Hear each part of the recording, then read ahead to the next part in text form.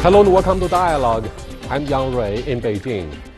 20 years ago, in his book, The Clash of Civilizations and the Remaking of World Order, Professor Samuel Huntington from Harvard predicted that all future conflicts, wars, and possibly world wars would be over cultural and religious differences. People's cultural and religious identities would remain the main source of a conflict in the post-Cold War world.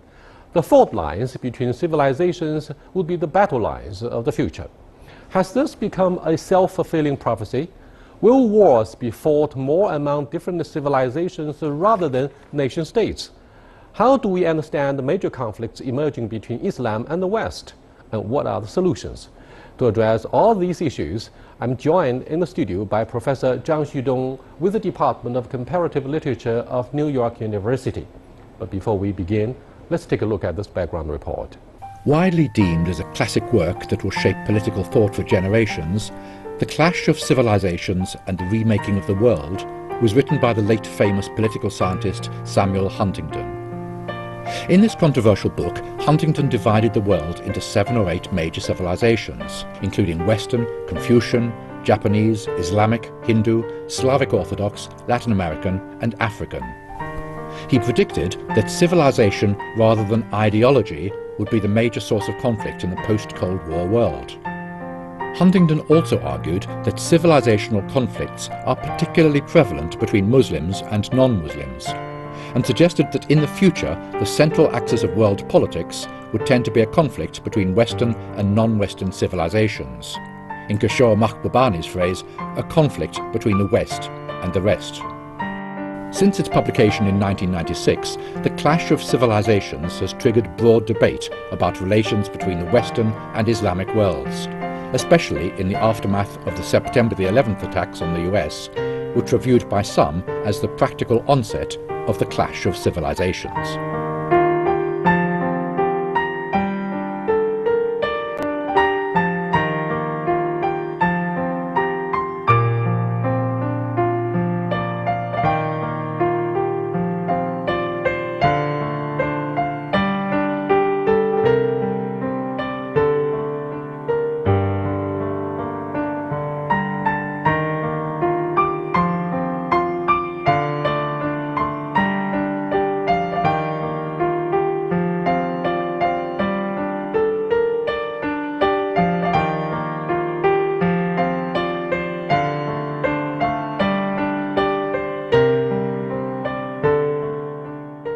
Welcome to Dialogue, Professor Zhang.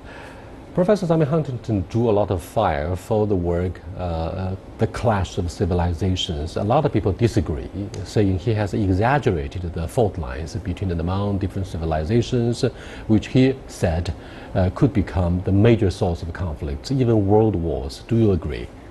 Actually, I was one of those who disagreed very strongly with him 20 years ago when the book first came out.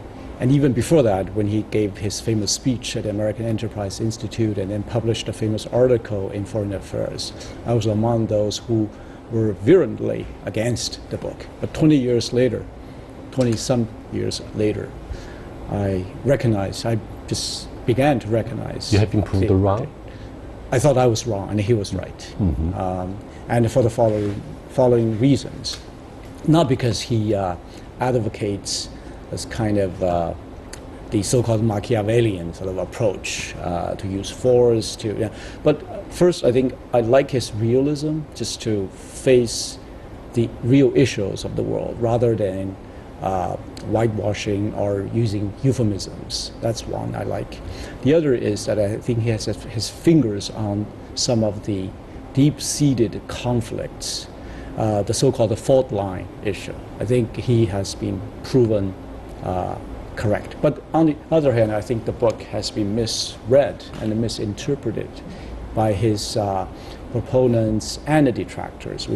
If we have time, we can address that as well. But first of all, do you have a clear definition about what is a civilization? And do you think China is a civilization state or a nation state? I think it's both. It's Lucien Pai, a MIT political scientist, who came up with this famous line. Says China is a civilization trying to pass as a nation state. I think that line captures the complexity, the ambiguity of China being somewhere between a civilizational state and a nation state. But then, first of all, your definition about the civilization. It's a slippery category, but commonsensically we can talk about civilization as the largest common denominator of people who see each other as belonging to the same form of life, way of life, value system, language, culture, historical memories. That's why an Italian and a French may have all the differences in the world, but eventually, by the end of the day, they would see each other as belonging to the same Western civilization. Christianity being one, common history from the Middle Ages, Roman Catholic Church, Reformation, Enlightenment, Renaissance, Enlightenment, Industrial Revolution, and the list goes on. These shared historical experiences and institutions and religious, cultural foundations give rise to this widely recognized a boundary of this shared sphere of world which we call civilization. But yet, a European scholar argued famously that perhaps those who claim they share the same civilization live in an imagined community. Have you noticed the controversial argument? It is, it's true. You can always break down these general categories into an ever smaller categories and concepts. But that does not take the real force away from these shaping forces in the world today, which can sooner or later be traced back to civilizational boundaries. To that extent, I do agree with Samuel Huntington. The immediate concern for an observer like me who work for the media industry has been using politics and civilizational differences in East Asia as a context to examine what could happen to China politically during the period of transformation. Everybody is talking about whether China would become yet another democracy or it remains an autocracy based on meritocracy. What would be the main hallmarks to tell the differences between the transformation in China and democratization in other young industries and low-income economies on the periphery of China. Therefore, East Asia has fast become a very important concept in drawing a line between the West and the East, particularly in the post-Cold War era, when the United States are so happy dwelling upon the importance of the color revolution and whether China would follow suit, the Arab Spring color revolutions, and so on and so forth. I think part of the reason why this book has been so innovative, regarded as innovative and useful, is that it actually problematizes these Cold War categories and these conventional distinctions such as the East versus the West. Because if you take this clash of civilizations seriously, you realize that Huntington suggests that in East Asia alone, there are several civilizational systems, Japan being one. It's not part of the so-called Confucian civilizational sphere. And the Philippines is actually part of the Christian civilizational sphere. That's a very strong Catholic tradition. Exactly. And Indonesia and a part of Southeast Asia, for instance, Malaysia, belong to this Islamic civilization. So in East Asia alone, there are at least 4 different civilizations clashing with each other.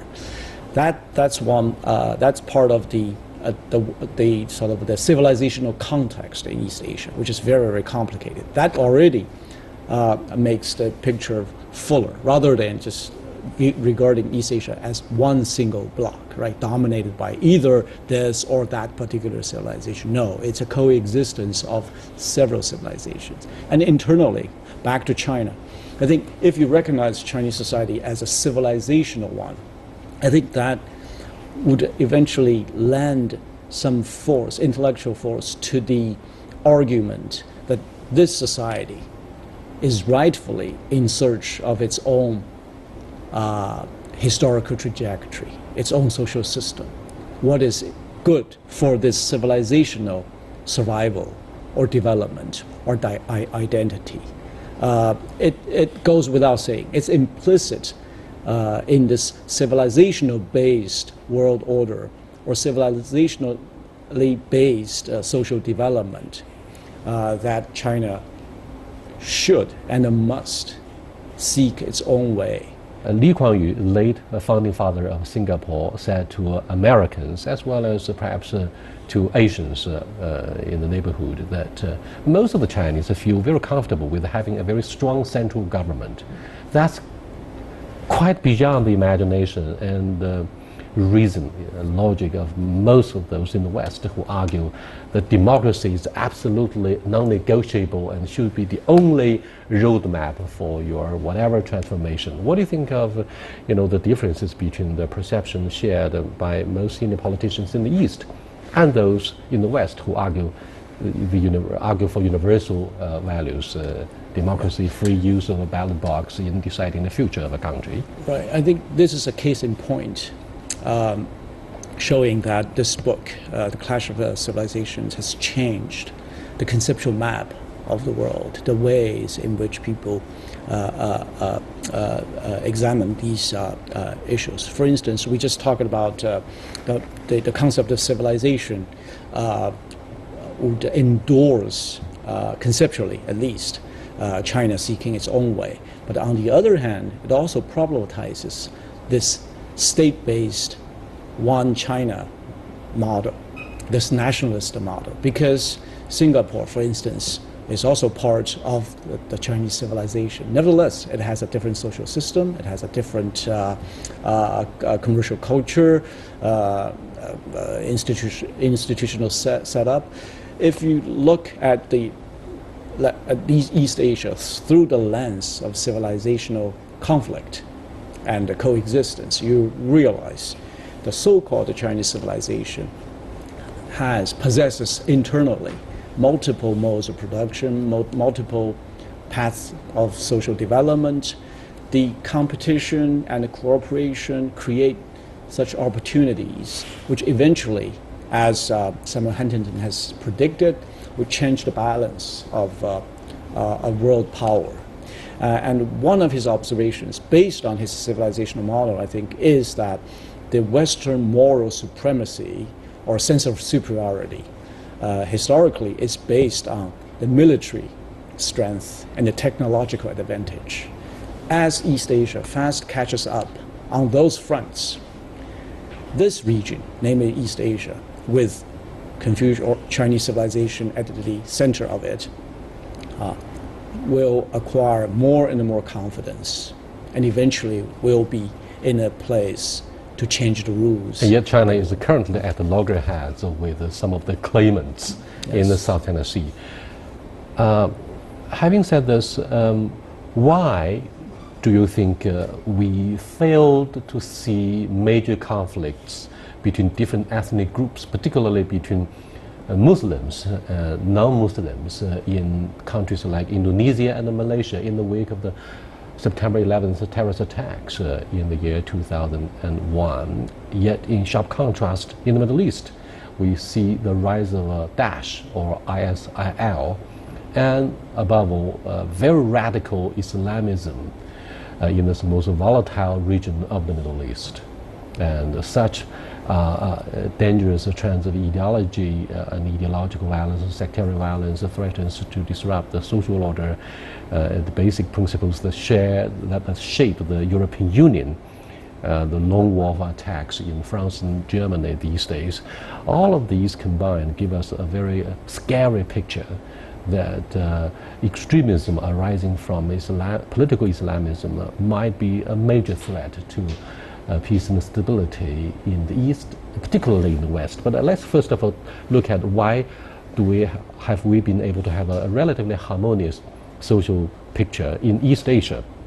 Indonesia boasts of the largest Muslim population in the world, ironically, and yet it didn't have any massive anti-US or anti-West demonstrations in the wake of 9/11. Neither did we have such things in Turkey, which experienced the success of Kemalism at the beginning of last century, despite the failed coup in recent weeks. So you're referring to this phenomenon that the Islam in East Asia or Southeast Asia, it has been relatively peaceful. This book, in this book, Samuel Huntington observes rather darkly that Islam has bloody borders, as simple as that.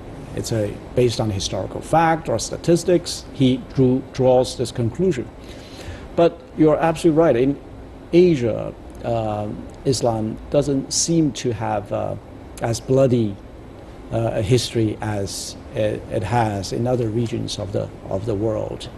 That I'm no expert on this issue. But back to China, I think this relative harmony you referred to has something to do with the tradition ever since Chinese Enlightenment.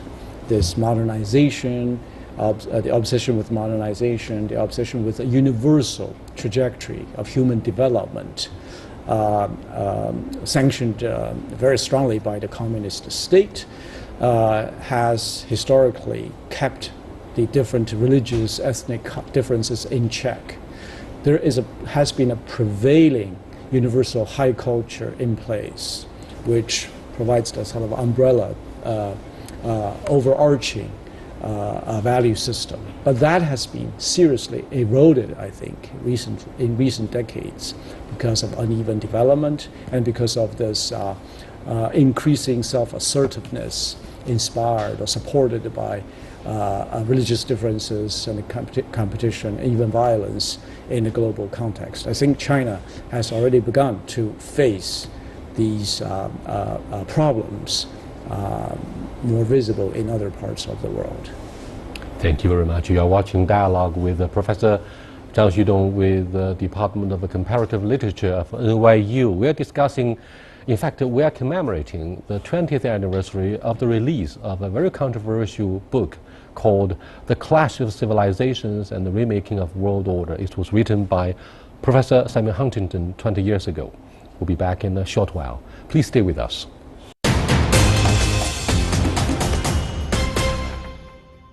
Come back. Professor Zhang, let's look at the clashes, very violent clashes between Christianity and Islamism, particularly in the Middle East, if not in continental Europe. We saw terrorist attacks against Charlie Hebdo in Paris and slaughter of dozens of people in a theater in Paris, and again, killing of the priest in the French church recently. Now, such things seem to be gaining momentum and dynamics in scale and size. So what do you think of the very serious civilizations? Is that part of the civilizational rifts?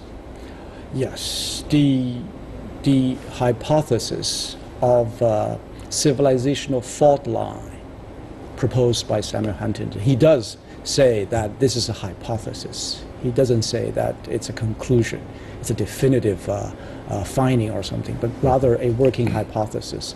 But this hypothesis helps us to delve deep into the issues at hand, which is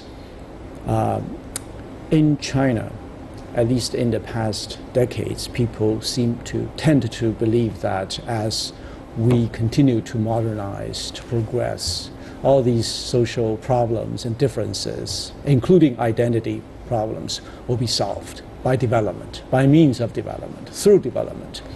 But Islam and its current clash with the West shows, I think, very convincingly and in a very anxiety-causing way that people eventually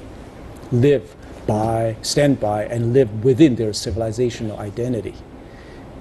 Faith, defined in terms of faith or otherwise, without willing to sacrifice this fundamental identity for the sake of secular, material well-being. So this is something I think it should be something new and alarming to Chinese intellectuals and the Chinese people, because there's a lot of optimism placed within modernization and development. If a second look at some of the areas of ambiguity may help illuminate the conflicting or messy situations in the Middle East, particularly among the Arab countries and the Turks, the Kurds, and so on and so forth. Why did we see the success of Kemalism in Turkey, whilst the industrialization, success of which was overseen and engineered by the United States in the Persian state of Iran, was pushed back by the 1979 Islamic Revolution under the leadership of Grand Ayatollah Khomeini. And that led to the sharp decline in the relationship between Tehran and Washington, because 52 American diplomats were held hostage for 444 days. That's indeed a tragedy, if not something that epitomizes the serious clashes between Christianity and Islamism. What do you think of these two cases? We have to do some case study to illuminate the differences, right? In Iran, starting with 1979 revolution, and in Turkey, I think these are seminal cases which indicate the resurgence or development, world historical development of Islam, compared to which Westernization appears to be relatively short-lived a moment, eventually to be swamped by this reorientation with one's own religious and cultural traditions and identities. These are, I think, really, really profound world historical developments, and we are only scratching the surface of these issues. Our understanding in China, as well as in the West, is so inadequate. There's so much to be done in that regard. But if I may, I want to turn to one of the central, I think, teachings of Samuel Huntington's book, which bears significance in today's world. I think, obviously, he wrote this book in the interest of America. He was a loyal sort of a warrior for American global interests. There's no question about it. But implicitly, I think, and increasingly obviously, if you read the book, you realize he's very critical of American policies. I think his argument can boil down to this. Internally, within a country, within a civilization, within a system, you should try to promote integration, unity, universal values, which bring people together. Externally, you should recognize the fact that the world is constituted by different civilizational blocks. And if you want to achieve world peace, you have to recognize the real foundation of the world order. And for him, the real foundation is the coexistence of fundamentally different civilizational blocks. If you take his teachings seriously and look at American domestic and foreign policy, it runs just opposite of Huntington's advice. Internally, it tends to promote diversity, multiculturalism, tolerance, and so on and so forth. In a well-meaning fashion, it's viewed as progressive, democratic, liberal, and so on and so forth. And there are real benefits of that. But externally, America tends to be the advocate for a one-polar, one standard, kind of a universal world order, with America being its moral anchor. And that could be the discourse of American exceptionalism, you like it or not. Well, one thing that Professor Samuel Huntington dwells upon in his book, which was completed 5 years after the Cold War to an end in 1991, was it could be a nightmare for Confucianism to join hand with the Islamic Revolution as opposed to Christianity in the post-Cold War era.